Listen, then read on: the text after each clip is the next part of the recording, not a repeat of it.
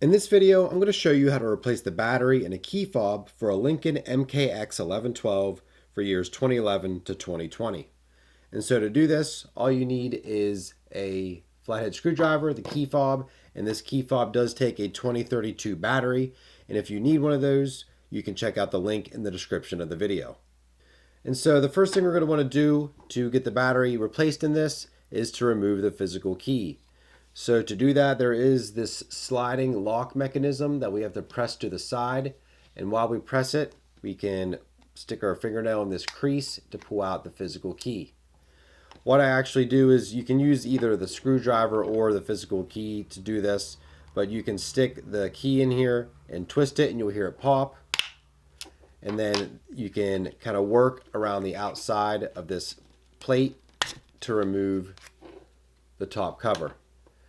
Now we have a second plate that's going to need removed, and you can take your flathead screwdriver and just kind of work around this crease that's here at the top. And if you do that, there's a small lip here you can stick your screwdriver under right here. Once that pops up, you can pull it off, set this section to the side, and you want to be careful that this spring and this sliding button do not fall out. If they do, it falls out pretty easily if you're not watching what you're doing. All you have to do is make sure the spring is sitting on this pin on the inside of the back of this and slide it back into this little section. You can see there's a little standoff point where you can put the spring into, and it kind of sits in place under the tension of the spring. It just kind of easily falls out if you bump it or place it down. So here we have our battery. And to remove it, just stick the flathead screwdriver underneath. Find a spot where you can get underneath the actual battery. And it'll pop out. And then you can replace the battery with your new one with the positive side facing down just by sliding it in, pressing it in.